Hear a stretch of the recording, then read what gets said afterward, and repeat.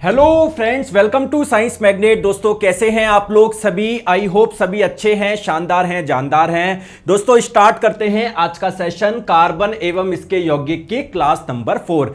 चलिए दोस्तों, पिछली क्लास में हम लोगों ने क्या पढ़ा था, जल्दी से बताइए। मैंने आप लोगों को बताया था कि हाइड्रोकार्बन क्या होते हैं। क्या होते हैं? ऐसे यौगिक जो कि कार्बन और हाइड्रोजन से मिलकर बने होते हैं। मैंने आपको बताया था 3 प्रकार के होते हैं, है ना?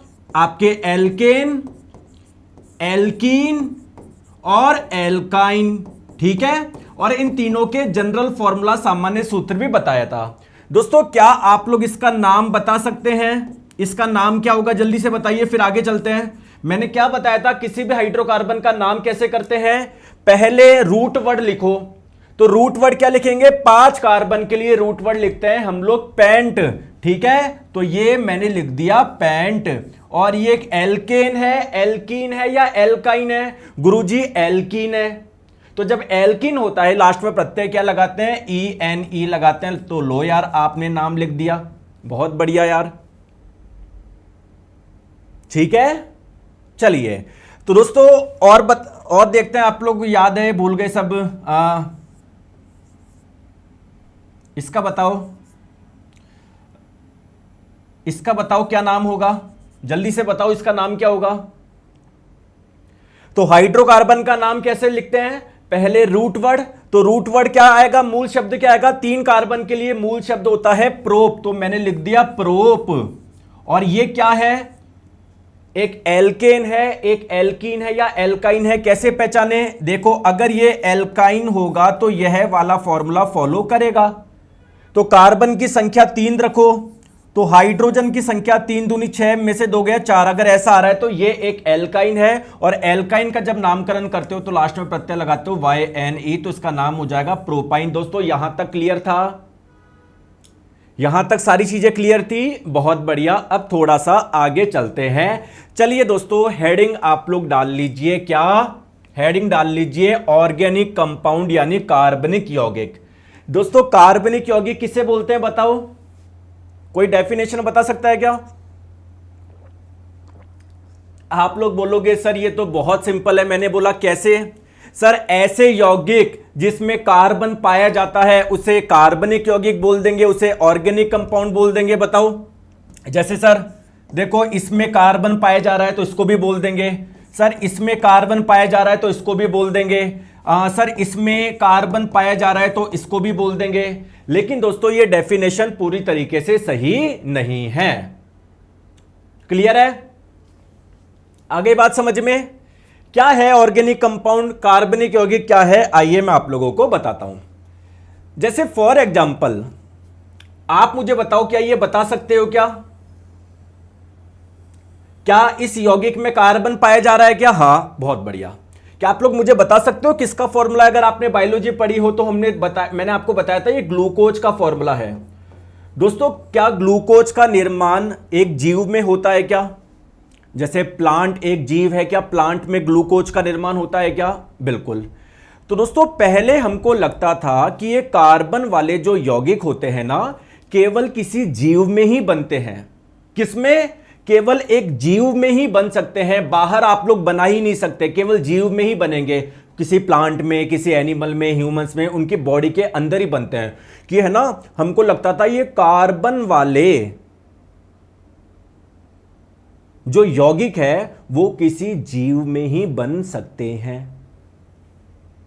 बहुत बढ़िया।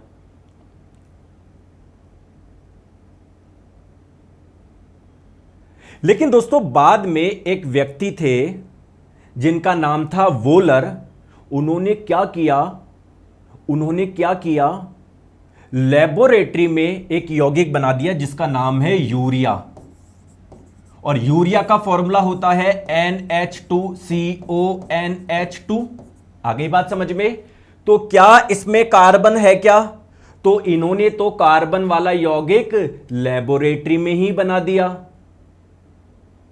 जबकि हमारा पहला ऐसा मानना था कि कार्बन वाले यौगिक किसी जीव में ही बन सकते हैं। आगे बात समझ में? तो पहले हमारा मानना था कि कार्बन के जो यौगिक होते हैं ऑर्गेनिक कंपाउंड्स, ये उनको बोलते थे जिसमें कार्बन पाया जाता है, और हमारा यह मानना था कि ये केवल और केवल किसी जीव में बनेंगे। लेकिन दोस्तों एक व्यक्ति थे जिनका नाम था, है ना, ठीक है, जिनका नाम था क्या, फ्रेडरिच वोलर। पूरा नाम अभी मैं बताऊंगा, फ्रेडरिच वोलर। तो उन्होंने ये जो चीज थी, ये जो अभी तक हम लोग ये मानते हुए आ रहे थे, उसको क्या कर दिया, गलत प्रूफ कर दिया। चलिए दोस्तों बात करते हैं। दोस्तों क्या आप लोगों को पता है क्या, कार्बन बहुत सारे यौगिक बना सकता है अलग अलग। जैसे ये भी एक कार्बन का यौगिक है, ये भी कार्बन का यौगिक है, ये भी कार्बन का यौगिक है, ये भी कार्बन का यौगिक है। क्यों? क्योंकि इसके पास में दो विशेषताएं पाई जाती है। कौन सी? एक तो कैटिनेशन यानी इसमें श्रृंखलन का गुण पाया जाता है, और एक इसकी वैलेंसी यानी संयोजकता क्या होती है, 4 होती है ना। तो ऐसा नहीं है केवल कार्बन हाइड्रोजन को ही अपने से जोड़ता है, कार्बन हाइड्रोजन के अलावा और भी एटम को अपने से जोड़ सकता है, जैसे नाइट्रोजन, सल्फर, क्लोरीन। जैसे आप लोग देखो ग्लूकोज में देखो, कार्बन ने क्या ऑक्सीजन को भी जोड़ रखा है क्या, बिल्कुल। तो देखिए दोस्तों चीज क्या है, जो चीज मैंने आप लोगों को बताई वही चीज मैं आप लोगों को लिखवा देता हूं। एक्चुअली में हमारा पहले पुराना जो बिलीव था, विश्वास क्या था, कि जो कार्बन वाले जो यौगिक होते हैं वो किसी जीव में ही बन सकते हैं। इसके लिए कोई एक बहुत बल चाहिए, कोई शक्ति चाहिए जो किसी जीव में ही हो सकती है। तो हमारा पहले यह मानना था कि जो ऑर्गेनिक कंपाउंड यानी जो कार्बन वाले जो यौगिक है वो किसी जीव में ही बन सकते हैं, क्योंकि इसके निर्माण के लिए एक शक्ति चाहिए, एक वाइटल फोर्स चाहिए, एक अद्भुत शक्ति चाहिए जो किसी जीव में ही हो सकती है। लेकिन एक दोस्तों व्यक्ति थे जिनका नाम था फ्रेडरिच वोलर। क्या नाम था दोस्तों, ध्यान से समझिएगा, फ्रेडरिच वोलर। ठीक है, इनको फ्रेडरिक भी बोल सकते हो, यहां से प्रोनाउंसिएशन के ऊपर है, फ्रेडरिच बोल दो या फ्रेडरिक बोल दो। तो फ्रेडरिक वोलर नाम के एक व्यक्ति थे, इन्होंने क्या बना दिया, यूरिया बना दिया लेबोरेटरी में। तो क्या इस यूरिया का फॉर्मूला दोस्तों ये होता है, तो क्या इसमें कार्बन पाया जाता है क्या? तो यानी जो कार्बन वाले यौगिक थे, जो कार्बनिक यौगिक थे, जो ऑर्गेनिक कंपाउंड थे, यानी वो तो बाहर भी बन सकते हैं, किसी जीव के बाहर भी बन सकते हैं। बोलो हाँ या ना? आ गई बात समझ में? आ गई बात समझ में? तो दोस्तों आप लोगों से एग्जाम में कई बार पूछा जाता है, वोलर नाम के व्यक्ति ने कौन सा यौगिक बनाया था? यूरिया बनाया था। आपसे पूछा जाता है यूरिया बनाने के लिए इन्होंने किसका इस्तेमाल किया था? तो इन्होंने एक यौगिक था जिसका नाम था अमोनियम साइनाइड, और उससे क्या बना दिया, यूरिया बना दिया। ठीक है, तो अमोनियम साइनेट से क्या बना दिया, इन्होंने यूरिया बना दिया, और यूरिया बना के ये बात प्रूफ कर दी कि जो कार्बनिक यौगिक होते हैं, ऑर्गेनिक कंपाउंड, वो किसी जीव के बाहर भी बनाए जा सकते हैं। सर 2024 में जितने क्वेश्चन आए हैं रेलवे के, उतने सभी साइंस के क्वेश्चन की पीडीएफ प्रोवाइड करो। अच्छा, ये जो मैं रोज अभी आपको जो पढ़ाता जाता हूं उसके साथ में करवाता हूं, वो क्या होता है दोस्तों? पढ़ लो प्लीज यार, प्लीज पढ़ लीजिए, सारा ध्यान एक बार इधर रख लीजिए जो मैं समझा रहा हूं। आ गई बात समझ में? क्लियर है क्या? तो इस चीज से क्या प्रूफ हो गया कि जो ऑर्गेनिक कंपाउंड होते हैं, जो कार्बनिक यौगिक होते हैं, जो कार्बन वाले यौगिक होते हैं, वो किसी जीव के बाहर भी बनाए जा सकते हैं, कृत्रिम रूप से भी बनाए जा सकते हैं। बोलो आ गई बात समझ में? लेकिन दोस्तों एक चीज मुझे बताओ, आपको पता है, अब एक चीज मुझे बताओ, हमारे पास में हम कितनी चीजें मानते हैं डेली लाइफ में? मानते हैं नहीं मानते? आपको कितनी चीजें, आप मैं हम कितनी चीजें मानते हैं? मानते ही नहीं मानते? दोस्तों मान लो ये कुछ ऐसे रिसर्च हो, 5 साल बाद में पता पड़े कि ये चीज गलत है, मान लो एक उदाहरण, तो फिर क्या हो?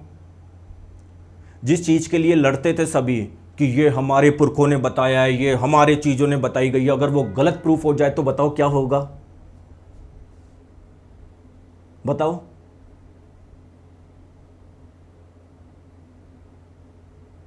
जैसे एक उदाहरण के तौर पे बात करते हैं दोस्तों, फास्ट जो रखते हो, व्रत जो रखते हो ना आप लोग, या बहुत अच्छी चीज़ है दोस्तों, रखनी चाहिए। अगर कोई व्यक्ति वीक में अगर एक दिन फास्ट रखता है, किसी भी दिन रख लो, मंगलवार शनिवार, कोई रखता है क्या दोस्तों? बहुत अच्छा है, बहुत बहुत बहुत अच्छा है। अगर कोई वीक में 2 फास्ट रख ले तो उसकी तो बात ही अलग है। बॉडी के लिए बहुत अच्छा है, आपकी बॉडी हील करती है, आपकी बॉडी में जो फैट यानी जो वसा जमा हो जाता है ना आपकी अलग अलग जगह, अब जब आप लोग भोजन नहीं करोगे तो आपकी बॉडी में जो वसा फैट जो स्टोर है ना, वो धीरे धीरे क्या होगा, बर्न होना शुरू होगा, मतलब वो फैट आपका टूटना शुरू करेगा, क्योंकि आपकी बॉडी को तो एनर्जी चाहिए। तो ये बहुत अच्छा है, आप फास्ट रखा करो। लेकिन मान लो ये साइंटिफिकली प्रूवन भी है कि जो फास्ट है, जो व्रत है, वो बॉडी के लिए बहुत अच्छा है, चलो अच्छी बात है। लेकिन मान लो एक अगर ऐसा प्रूफ हो जाता कि जो फास्ट है, जो व्रत रखे जाते हैं, वो बॉडी के लिए अच्छे नहीं है, मान लो एक, तो फिर तो दिक्कत हो जाती है। फिर आप इस चीज़ को कैसे जस्टिफाई करते हो? अभी तक तो ये बोलते थे कि हाँ यार हमारे सब ने ये बता रखा है, हम महान है, वो महान है, सब धरा रह जाता। तो दोस्तों इधर भी यही चक्कर पड़ा। अब चक्कर ये पड़ा तो फिर ये बोले कि नहीं यार अब क्या करें, ऑर्गेनिक कंपाउंड किसको बोले? दो ऑप्शन थे कि जिनमें कार्बन पाए जाते हैं उनको बोले, या जिनमें कार्बन पाए जाते हैं और जो केवल किसी जीव के अंदर ही बन सकते हैं उसको बोले। तो ये बड़ा ये था। तो दोस्तों जितने भी कार्बन वाले जो यौगिक होते हैं उसे हम लोग ऑर्गेनिक कंपाउंड यानी कार्बनिक यौगिक बोलते हैं, लेकिन कुछ के इनको हम लोग ऑर्गेनिक कंपाउंड नहीं बोलेंगे। जैसे जो कार्बाइड्स होते हैं ना, जैसे फॉर एग्जांपल ये है आप लोगों का कैल्शियम कार्बाइड, चाहे कोई भी कार्बाइड हो तो उसको ऑर्गेनिक कंपाउंड यानी कार्बनिक यौगिक नहीं बोलेंगे। दोस्तों इसको इंक्लूड नहीं किया हमने, बाकी जितने भी जिसमें कार्बन पाया जाता है सभी को हम लोग क्या बोल देंगे? ऑर्गेनिक कंपाउंड यानी कार्बनिक यौगिक बोलेंगे। जैसे दोस्तों कार्बन के जो भी ऑक्साइड्स है ना, CO, carbon monoxide, carbon dioxide, तो इसको हम लोग ऑर्गेनिक कंपाउंड यानी कार्बनिक यौगिक नहीं बोलेंगे। याद रख लोगे क्या? बस 4 चीजें आपको याद रखनी है। इनको ऑर्गेनिक कंपाउंड कार्बनिक यौगिक नहीं बोलेंगे जबकि इनमें कार्बन पाया जाता है। इन चारों के अलावा जितने भी है सबको बोल लेना। क्लियर है? चलिए कार्बोनेट्स, जैसे फॉर एग्जांपल कैल्शियम कार्बोनेट हो गया या सोडियम कार्बोनेट हो गया। आप लोग बोलोगे गुरुजी देखो इसमें भी कार्बन पाया जा रहा है, इसमें भी कार्बन पाया जा रहा है। हाँ पाया जा रहा है, लेकिन इनको हम लोग ऑर्गेनिक कंपाउंड यानी कार्बनिक यौगिक नहीं बोलेंगे। दोस्तों जो हाइड्रोजन कार्बोनेट होते हैं, जैसे for example sodium hydrogen carbonate, तो आप लोग बोलोगे गुरुजी इसमें कार्बन पाया जा रहा है, इसको कार्बनिक यौगिक बोल दे क्या, ऑर्गेनिक कंपाउंड बोल दे क्या? नहीं बोलेंगे। तो इन चारों में कार्बन पाया जाता है, फिर भी इन्हें ऑर्गेनिक कंपाउंड नहीं बोलेंगे, नहीं बोलेंगे, नहीं बोलेंगे। याद रख लोगे? चलो आप मुझे बताओ, इसको बोलोगे क्या ऑर्गेनिक कंपाउंड? इसको बोलोगे क्या कार्बनिक यौगिक? तो इन 4 के अलावा जितने भी है सबको बोलोगे। तो मुझे आप लोग बताओ क्या इसको बोलोगे क्या? बिल्कुल सर इसको बोलेंगे। आ रही है बात समझ में मैं क्या बोलना चाह रहा हूं? चलो आप लोग मुझे बताओ क्या इसको एक कार्बनिक यौगिक बोलोगे क्या, ऑर्गेनिक कंपाउंड बोलोगे क्या? क्या इसमें कार्बन पाया जाता है? बिल्कुल पाया जाता है।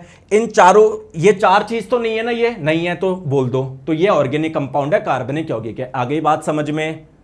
दोस्तों अभी तक कई जगह आप लोग सिर्फ रटते हो। अरे आपको रटने की जरूरत ही नहीं है, हर एक चीज समझो, मजा आ जाएगा। चलो देखते हैं आप लोग एग्जाम में जाओगे तो क्वेश्चन कर पाओगे क्या? पिछली बार आया था ग्रुप डी 2022 में।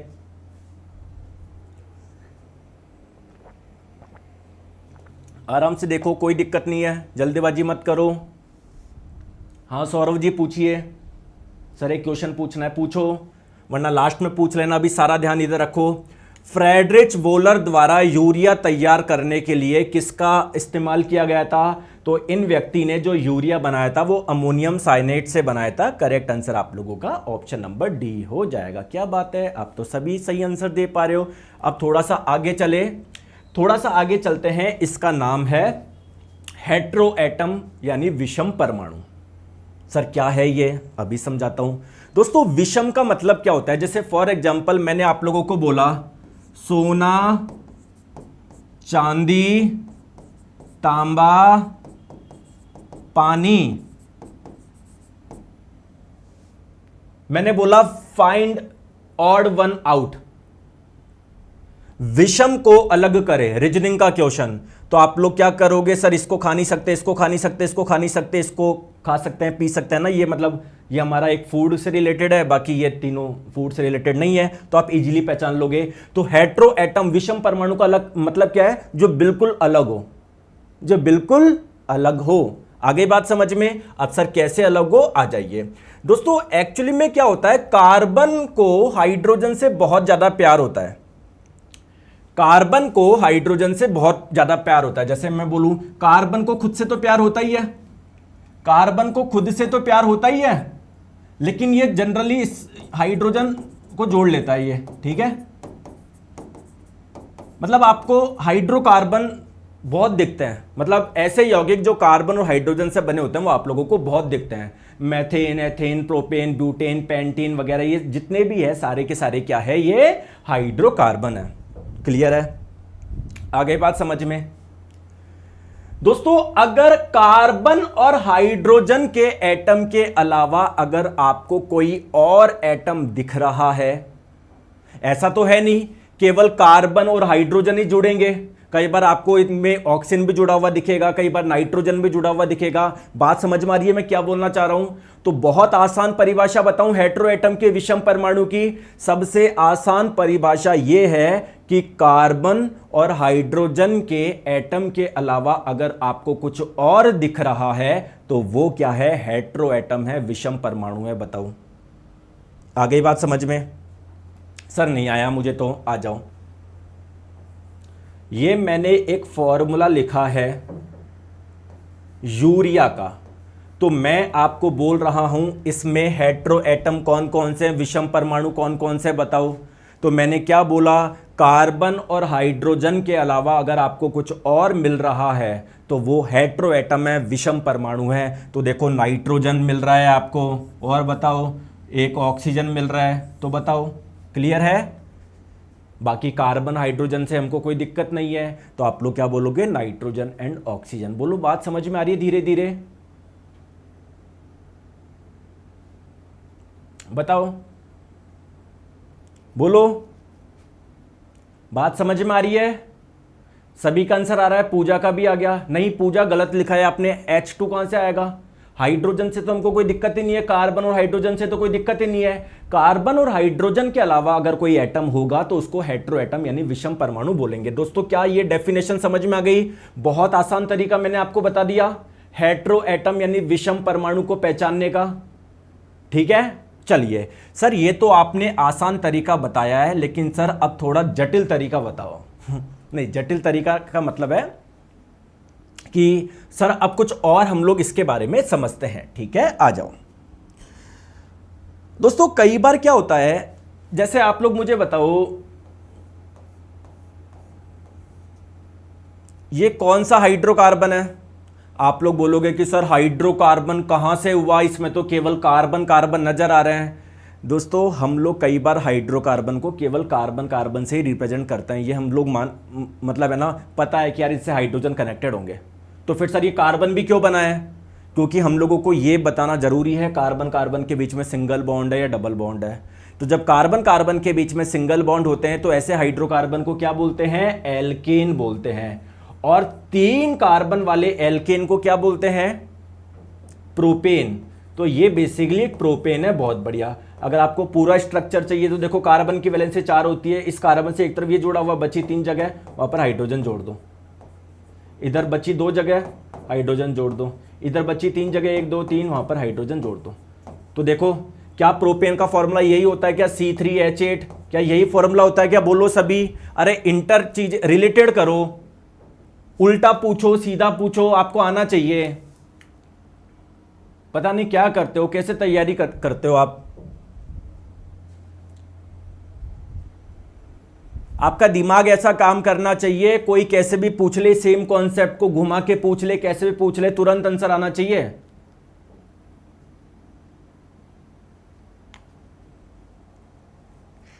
आपको लगता है कि नहीं एग्जाम में सर सिंपल सिंपल पूछ ले कि अवतल दर्पण में वक्रता केंद्र पर किसी वस्तु को रखी है तो प्रतिबिंब कहां बनेगा? सर मैं तो यही बता पाऊंगा। अगर एग्जाम में पूछ ले कि बताइए वस्तु को कहां पर रखे जिससे बनने वाला प्रतिबिंब समान आकार का हो, उल्टा हो, वास्तविक हो, तब नहीं बता पाऊंगा। क्यों नहीं बता पाओगे? क्यों नहीं बता पाओगे? सर मैंने बायोलॉजी और फिजिक्स यूट्यूब से कंप्लीट किया है, फिर से कंप्लीट करना पड़ेगा क्या? बिल्कुल दोस्तों, पूरा डिटेल सिलेबस यहां पर है। ठीक है, आगे बात समझ में? मैं क्या बोलना चाह रहा हूं? अरे क्या बोल रहे हो सौरव मिश्रा? सर इतने क्वेश्चन के एक का भी रिप्लाई दिया, बोलो तो सर क्या क्वेश्चन है? क्लियर है? अब दोस्तों कई बार क्या होता है, कार्बन और हाइड्रोजन के अलावा और भी एटम देखने को मिलते हैं। जैसे एक एग्जाम्पल मुझे बताओ, एक एग्जाम्पल मुझे बताओ। जैसे मान लो अगर इसकी जगह, एक एग्जाम्पल, क्लोरीन जुड़ जाए तो क्या इसकी पहले जो विशेषता थी, जो प्रॉपर्टीज थी, वो ही रहेगी या चेंज हो जाएगी? सर कार्बन के साथ हाइड्रोजन के अलावा बाकी सारे कंपाउंड किस बॉन्ड से जुड़ते हैं? अभी बात करेंगे, टेंशन मत लो। कार्बन के साथ में अगर कोई जुड़ रहा है वो कोवेलेंट से ही जुड़ेगा, और कोई तरीका नहीं है। क्लास की स्टार्टिंग में ही मैंने बता दिया था। बताओ तो क्या इसकी प्रॉपर्टी चेंज हो जाएगी क्या? तो अगर मैं आपको बोलूं कि अगर कोई हेट्रो एटम आ जाए तो क्या प्रॉपर्टीज में चेंज आ जाएगा क्या? मान लो पहले ये पानी के साथ में अभिक्रिया करने पर कुछ और देता था, अब हो सकता है कुछ और अलग दे। बोलो हाँ या ना? थोड़ा बहुत समझ में आ रहा है? तो हेट्रो एटम को हम लोग ऐसे भी समझ सकते हैं क्या कि दोस्तों हेट्रो एटम ऐसा एटम है जो कि जुड़कर उसकी प्रॉपर्टी ही बदल देता है। जैसे मान लीजिए अगर अगर अगर है ना, हाइड्रोजन की जगह दो एटम आ जाए, ये दो एटम आ जाए। अब आप लोग बोलोगे सर हाइड्रोजन तो पहले से था, लेकिन पहले वाला हाइड्रोजन कहां पर था? कार्बन से कनेक्टेड था। तो बेसिकली हम बोलेंगे दो आए एक साथ, ये है ना। मतलब कुल मिला के मान लो अब ऐसा कुछ हो जाए तो क्या इसकी प्रॉपर्टीज चेंज हो जाएगी क्या? विशेषता बदल जाएगी क्या? बोलो यस सर बदल जाएगी, बिल्कुल सर बदल जाएगी। तो कई बार एक एटम या दो एटम या तीन एटम जुड़ के उसकी विशेषता ही बदल देते हैं। तो मैं ये बोल सकता हूं क्या हेट्रो एटम क्या जुड़कर विशेषता बदल देंगे क्या? उसके कैरेक्टर बदल देंगे क्या? बोले यस और नो? ठीक है, आइए समझते हैं। ठीक है, आ जाओ, टेंशन मत लो, अभी आराम आराम से समझेंगे, कोई लोड मत लो। सारे क्वेश्चन करेंगे, आराम आराम से समझेंगे, टेंशन मत लो, बिल्कुल भी मत लो। आ जाओ देखो, तो जब किसी हेट्रो एटम किसके बोलते हैं? जब किसी हाइड्रोकार्बन में हाइड्रोजन परमाणु की जगह कुछ ऑक्सीजन आ जाए, नाइट्रोजन आ जाए, सल्फर आ जाए, तो इसको हम लोग क्या बोलते हैं? विषम परमाणु बोलते हैं। या और दूसरी परिभाषा क्या है? कार्बन और हाइड्रोजन के अलावा अगर कुछ और एटम आपको देखने को मिल रहा है तो इसे आप लोग बोलते हैं हेट्रो एटम, यानी विषम परमाणु। एक गाली दे रहा है सर, क्या नाम है उसका जो गाली दे रहा है? यहां पर शायद मैंने ब्लॉक कर रखा है, दिख नहीं रहा, नाम बताओ उसका। विशाल गाली दे रहा है। क्यों विशाल जी बेटा गाली क्यों दे रहे हो? मैं तो पढ़ नहीं पा रहा, मैंने तो ब्लॉक कर रखा है आपको। शायद पहले भी हरकतें किया होगा। इसका पूरा नाम बता दो, ब्लॉक करा देंगे। इसका पूरा नाम बता दो, क्या आ रहा है? और इसके आगे इसका पूरा नाम बता दो, ब्लॉक करा देंगे। इसके क्या है? पिताजी माताजी ने संस्कार दिया। अब इसकी गलती थोड़ी है बेचारे की है, इसकी गलती क्या है? जो घर से जो सीखने को मिलेगा वही तो यहाँ पर बोलेगा। बाकी आपको संस्कार मिले हैं कि भाई क्लास में जब जाते हैं ढंग से ध्यान देते हैं, तो आप वो कर रहे हो। इनको घर पे संस्कार ये मिले हैं कि बेटा जब कोई पढ़ाता है, कोई टीचर हो, तो उस पर जाके गालियाँ दो, कमेंट करो फालतू के, है ना। तो इनकी गलती थोड़ी है बेचारे विशाल की। आ जाओ, ठीक है सर समझते हैं। देखो मेरी बात को ध्यान से समझो। अब कई बार क्या होता है कि ये जो एटम्स होते हैं ना वो ग्रुप में आते हैं। विशाल कुमार नाम है ना, ठीक है ब्लॉक करा देंगे। कई बार क्या होता है एटम ग्रुप में आते हैं, जैसे मैंने आपको बताया ये दो एटम एक साथ आ गए, ठीक है। कई बार दोस्तों ऐसा कुछ आ जाता है, ऐसा कुछ आ जाता है कई बार, है ना। देखो मेरी बात को ध्यान से समझो, कॉम्प्लिकेटेड मत करो, बहुत आसान भाषा में समझते हैं। देखो टेंशन मतलब भी एक एक करके समझेंगे, ठीक है। विशाल कुमार कौन कौन मानता है सर शॉर्ट पढ़ाते हैं? हाँ बेटा विशाल जी शॉर्ट पढ़ाते हैं, ठीक है, शॉर्ट पढ़ाते हैं विशाल जी, प्लीज आप आ जाइए ना यहाँ पर। पिछली बार भी आप यहीं पर आओगे जब सिलेक्शन नहीं होगा ना, बाकी बच्चे तो पढ़ रहे थे, शॉर्ट पढ़ा रहे हैं, ये पढ़ा रहे हैं। देखो मेरी बात को ध्यान से समझो, मैं क्या बोलना चाह रहा हूं, प्लीज एक बार ध्यान से समझो। इसको थोड़ा सा मैं इधर बनाता हूं, देखो देखो इधर देखो,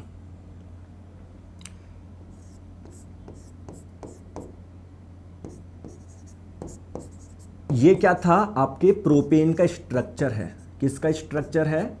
प्रोपेन का स्ट्रक्चर है। आगे बात समझ में? ठीक है दोस्तों, इसकी कुछ प्रॉपर्टीज होगी। सर प्रॉपर्टीज का मतलब क्या है? ये ऑक्सीजन के साथ में अभिक्रिया करने पर ये देता होगा, पानी के साथ में ये देता होगा, है ना, कुछ प्रॉपर्टी होगी। दोस्तों अगर मैं यहां पर एक हाइड्रोजन के हटा के कोई मान लो क्लोरीन ले आऊं, क्लोरीन का एटम ले आऊं, तो इसकी विशेषता अलग हो जाएगी क्या? बिल्कुल सर हो जाएगी। क्लोरीन की जगह मान लो मैं दो ये एटम ले आऊं ऐसे, जो ऐसे जुड़े हो, तो इसकी विशेषता अलग हो जाएगी क्या? बिल्कुल हो जाएगी। या मान लो मैं कुछ ऐसा ले आऊं, ये तीन एटम का ग्रुप ले आऊं, तो इसकी क्या कैरेक्टरिस्टिक बदल जाएगी क्या? बिल्कुल सर बदल जाएगी। तो दोस्तों इन्हीं को एटम या ग्रुप ऑफ एटम जो कि जुड़ के उसकी पूरी विशेषताएं बदल देते हैं, उसके पूरे फंक्शन ही बदल देते हैं, इसे आप लोग बोलते हैं फंक्शनल ग्रुप यानी क्रियात्मक समूह। तो क्रियात्मक समूह किसी विशिष्ट परमाणु या परमाणु के समूह को हम लोग बोलेंगे जिससे हम लोग उसकी विशेषता ही बदल देती है, उसकी कैरेक्टरिस्टिक ही बदल जाती है। आइए समझते हैं कौन कौन से आप लोगों के फंक्शनल ग्रुप होते हैं। ठीक है, कौन कौन से क्रियात्मक समूह होते हैं, समझो आराम से, आराम से करेंगे, टेंशन मत लो। क्लियर है? देखो दोस्तों कई बार क्या होता है, जैसे मान लो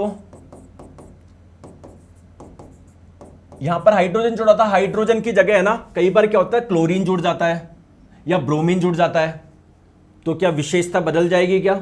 बिल्कुल सर बदल जाएगी।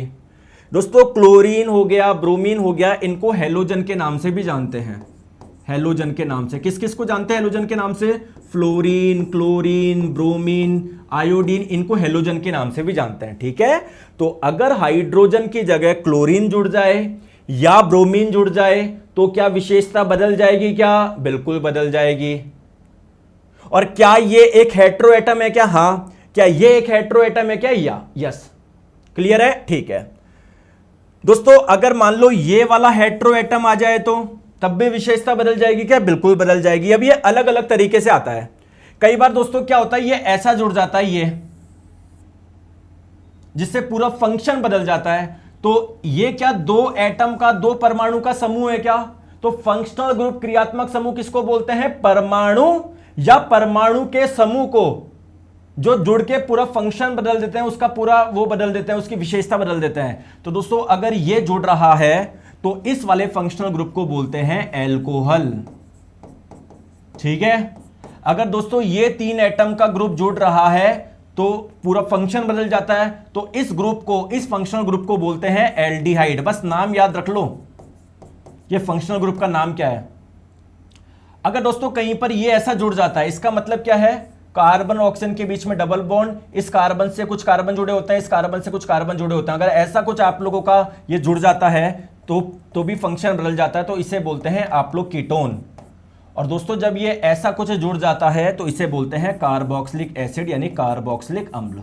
क्लियर है सर? बस जैसे फॉर एग्जांपल, एक एग्जांपल से समझाता हूं, टेंशन मत लो। जैसे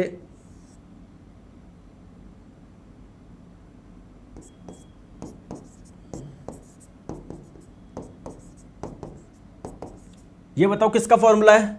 C2H6, ये क्या है? एथेन का फॉर्मूला है। तो दोस्तों अगर हाइड्रोजन की जगह अगर ये जुड़ जाएगा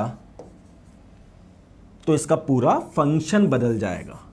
और अगर एग्जाम में पूछा जाए बताओ इसमें कौन सा फंक्शनल ग्रुप है, कौन सा क्रियात्मक समूह है, तो आपका आंसर क्या आएगा? एल्कोहल आएगा। आ गई बात समझ में?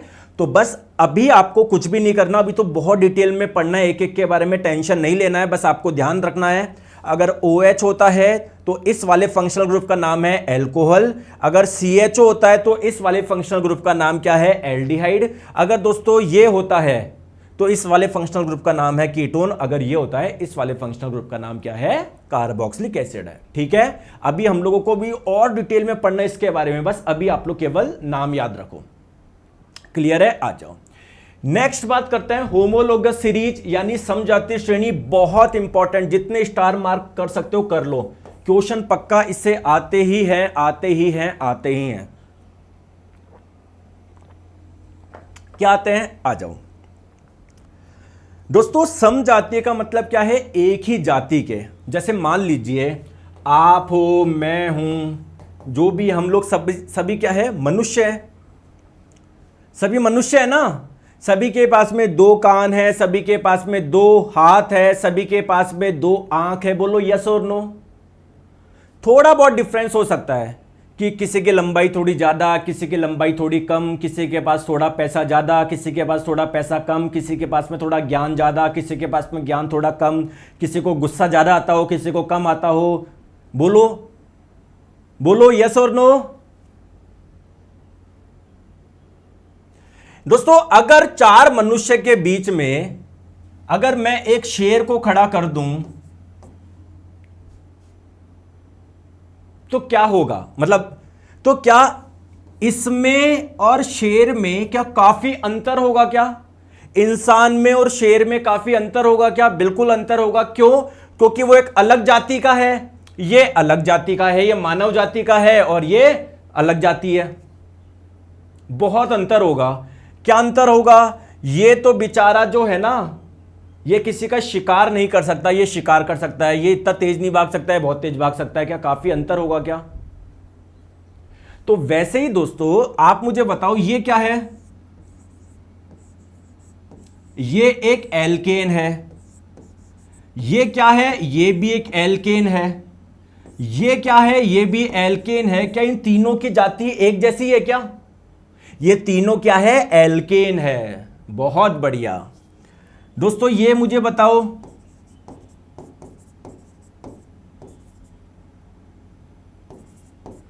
ये क्या है? ये भी एल्कीन है, ये भी एल्कीन है, ये भी एल्कीन है। क्या तीनों की जाति एक जैसी है? क्या अब आप मुझे बताओ,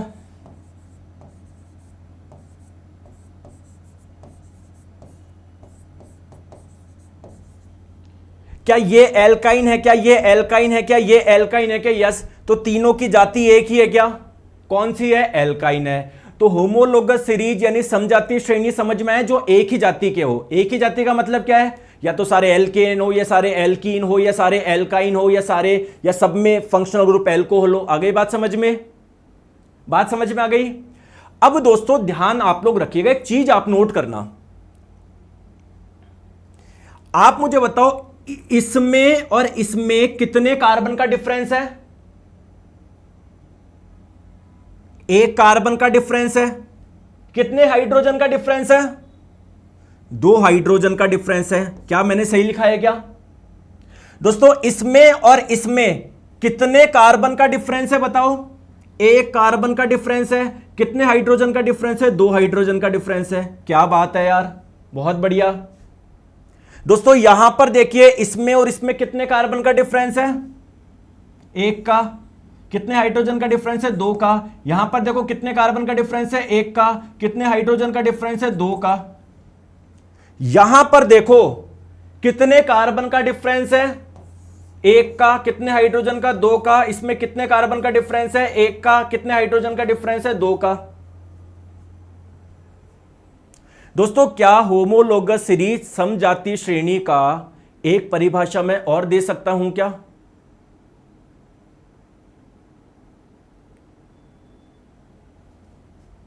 एक परिभाषा मैं और दे सकता हूं? क्या या अगर वो होमोलोगस है, समजातीय है, तो उसको पहचानने का एक तरीका और है? क्या उसके एक मेंबर और अगले मेंबर के बीच में कितने कार्बन और हाइड्रोजन का डिफरेंस होगा? 1 कार्बन का और 2 हाइड्रोजन का। दोस्तों अब कुल मिला के कार्बन का 1 एटम और 2 हाइड्रोजन के एटम, एटम एटम मिला के मॉलिक्यूल बोलते हैं। क्या तो कुल मिला के मैं बोल दूं क्या, जिसमें CH2 मॉलिक्यूलर का डिफरेंस, मॉलिक्यूलर फॉर्मूला का डिफरेंस हो, आणविक सूत्र का डिफरेंस हो, कुछ ऐसा बोल सकता हूं। नहीं आया समझ में, कोई बात नहीं, ये बात तो समझ में आ गई। चलो तो अब लिखवाते हैं, आ जाओ, टेंशन मत लो, कोई दिक्कत नहीं है, ठीक है, आ जाओ। तो होमोलोगस यानी समजातीय श्रेणी आप लोग किसको बोलते हैं? किसको बोलते हैं? उन सबको एक ही जाति के बोलेंगे जिसमें एक दूसरे से केवल CH2 का डिफरेंस हो, ठीक है। दूसरी बात मान लो दोस्तों, ये क्या है, इसमें कौन सा फंक्शनल ग्रुप है? एल्कोहल। इसमें कौन सा फंक्शनल ग्रुप है? एल्कोहल। इसमें कौन सा फंक्शनल ग्रुप है? एल्कोहल। तो ये भी एल्कोहल एल्कोहल एल्कोहल, क्या ये एक ही जाति के हैं क्या? तो इसको भी मैं होमोलोगस बोल सकता हूं क्या? यस। तो दोस्तों होमोलोगस किसको बोलते हैं? जिसमें एक ही फंक्शनल ग्रुप हो। जैसे इसमें देखो सब में एल्कोहल है, तो ये एक ही तो जाति के हुए। तो होमोलोगस किसको बोलते हैं? समझाते किसको बोलते हैं? जिसमें समान फंक्शनल ग्रुप हो, सिंपल सी बात है, या जिसमें एक दूसरे से CH2 से क्या हो? अंतर हो। क्लियर है? आ जाओ। चलिए अब दोस्तों एक चीज आप लोग ध्यान रखना, एक छोटी चीज ध्यान रखो आप। जैसे फॉर एग्जांपल ये 3 कार्बन वाला एक एल्काइन है, 4 कार्बन वाला, 5 कार्बन वाला, इन तीनों की प्रॉपर्टी वैसे सेम ही रहेगी, मतलब केमिकल प्रॉपर्टी क्या रहेगी? सेम रहेगी। केमिकल प्रॉपर्टी का मतलब क्या है? ये अगर ऑक्सीजन से अभिक्रिया करने पर कुछ दे रहा है तो वही आपको यहां पर मिलेगा, वही यहां पर मिलेगा। बस अंतर क्या होगा? अंतर क्या होगा? इसमें अंतर क्या है? हो सकता है इसका थोड़ा सा डेंसिटी इसकी हल्की से ज्यादा हो, इसकी हल्की से कम हो, इसकी कम हो, मतलब फिजिकल प्रॉपर्टी थोड़ी बहुत अलग हो सकती है, केमिकल प्रॉपर्टी सेम रहेगी। तो दोस्तों ध्यान रखना, होमोलोगस सीरीज के सभी सदस्यों का भौतिक गुणों में थोड़े बहुत अंतर आएंगे, भौतिक गुणों में अंतर आएंगे, जैसे गलनांक क्वथनांक थोड़े बहुत अलग अलग होंगे, लेकिन इनके जो रासायनिक गुण होंगे वो क्या होंगे? समान होंगे। क्लियर है? जैसे एल्केन में देखो, 1 कार्बन वाला एल्केन, 2 कार्बन वाला एल्केन, 3 कार्बन वाला एल्केन, 4 कार्बन वाला एल्केन, अगर आप डिफरेंस देखोगे पहले और दूसरे के बीच में CH2 का, दूसरे CH2 का, तीसरे चौथे में CH2 का, आप एल्कीन देखोगे सब में वही डिफरेंस, एल्काइन में देखोगे वही डिफरेंस, ठीक है। एल्कोहल में देखोगे जैसे 1 कार्बन वाला एल्कोहल, 2 कार्बन वाला एल्कोहल, 3 कार्बन वाला एल्कोहल, 4 कार्बन वाला एल्कोहल, सब में ये डिफरेंस देखोगे आप लोग। आगे बात समझ में? चलिए दोस्तों एग्जाम में क्वेश्चन कैसे आते हैं पहले ये करते हैं।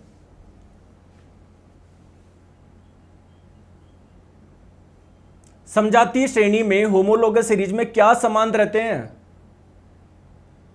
क्या संबंध रहते हैं?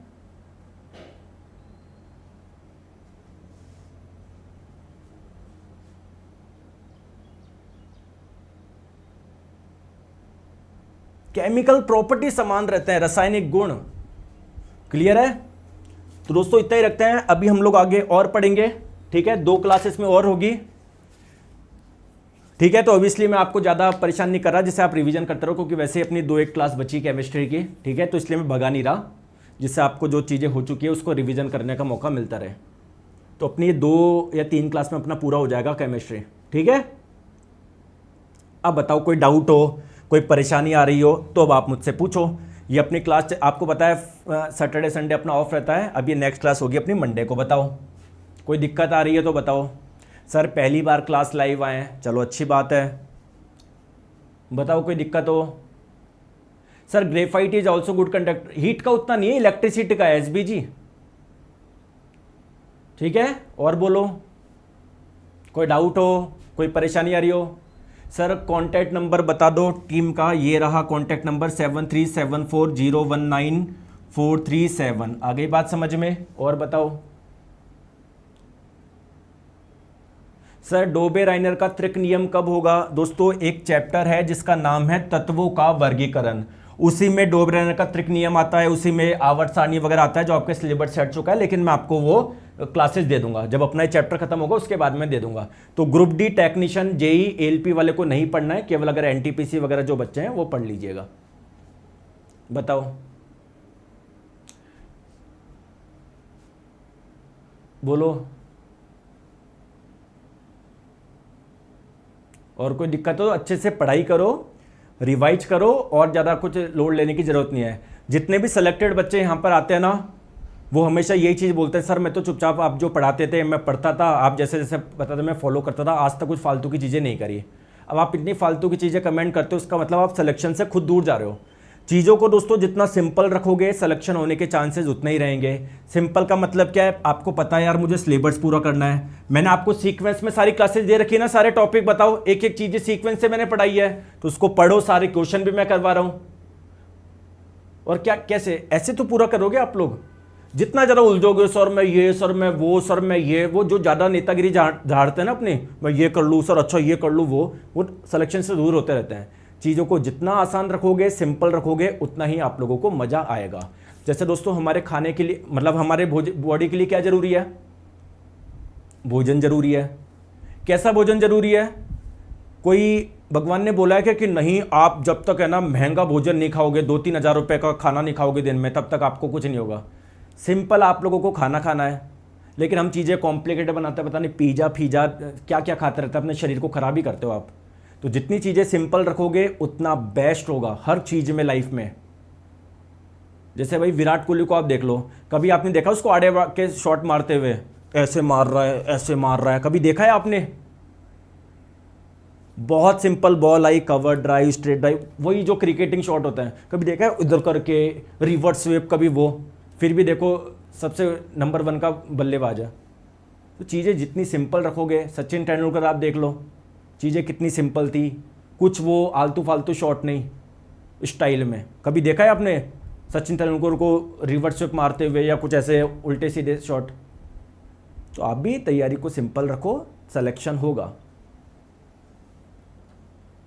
मिलते हैं मंडे को।